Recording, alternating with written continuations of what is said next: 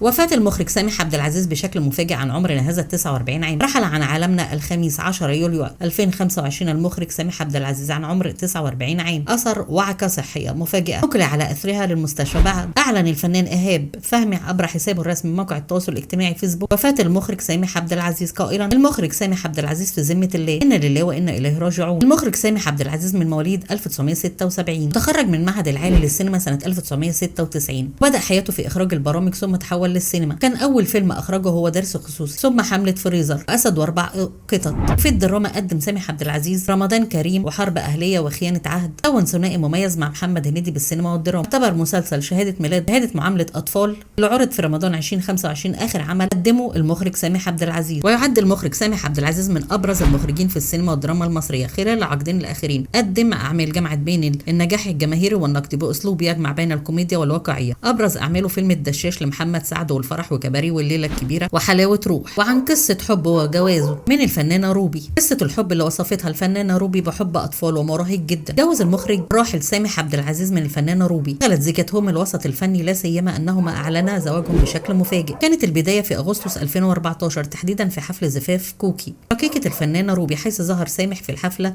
برفقة روبي مرتدية دبلة الجواز في يدها اليسرى. سرعان ما انكشف تفاصيل الجواز بعد أيام قليلة. أعلنت وقتها الفنانة روبي إن جوزها هو المخرج سامح عبد العزيز، إن الزواج تم من قبل 6 شهور في فبراير 2014. ذلك بعد قصة حب استمرت ل5 سنوات بين الثنائي. ثم أعلن سامح عبد العزيز هو الآخر عن الجواز. أكد وقتها إن جوازه لم يتم بسبب خلافات زوجته الأولى داليا فرج. قال إن هو بيعيش حياة مستقرة مع زوجاته وأبنائه، لكن بعد ذلك انفصل عن زوجته الأولى داليا فرج. أما عن زوجته للفنانة روبي التي لم تستغرق وقت طويل رغم قصة الحب بينهم، جابت منه ابنتها طيبة، ثم نشبت الخلافات بينهم قبل طلاقهم رسميا. لكن بعد ذلك ولفت للنظر في قصة حب سامح عبد العزيز وروبي إن روبي تحدثت عن حبها لسامح في الوقت اللي كان بينهم خلافات كبيرة معلنة أمام الجميع. لما روبي ظهرت في حلقة من برنامج صاحبة السعادة مع الإعلامية إسعاد يونس، قالت وقتها على خلافات كبيرة مع جوزها سامح عبد العزيز. لفتت نظر إسعاد يونس ارتداء روبي دبلة الجواز في يدها